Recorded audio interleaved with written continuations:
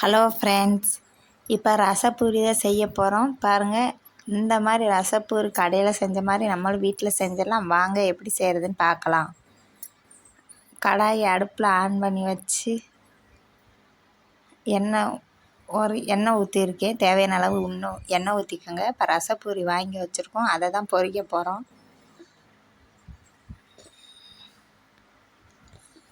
நல்லா எண்ணெய் சூடானதுக்கப்புறம் போடுங்க, அப்போ தான் பொஃப்னு வரும்.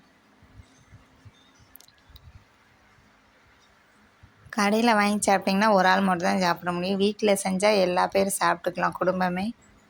இந்த மாதிரி ட்ரை பண்ணுங்கள், கண்டிப்பாக பிடிக்கும் உங்களுக்கு.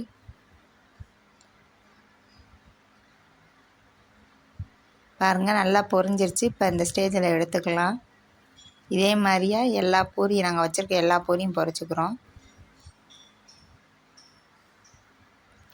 பாருங்கள் ஃப்ரெண்ட்ஸ், எல்லா பூரியும் பொரிச்சாச்சு. 10 நிமிஷத்தில் எல்லா பூரியும் பொரிச்சிட்டோம்.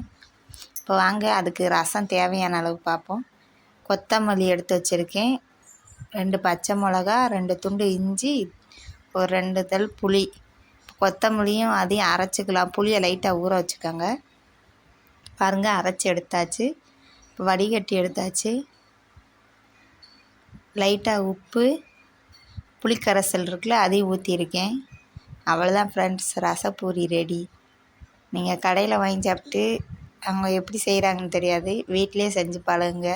அதான் உடம்புக்கு நல்லது. திடீர்னு சாப்பிட்றன்னு தோணுச்சுல, ரசப்பூரி வீட்டிலே செய்யுங்க. லைக் பண்ணுங்கள், சப்ஸ்கிரைப் பண்ணுங்கள் ஃப்ரெண்ட்ஸ்.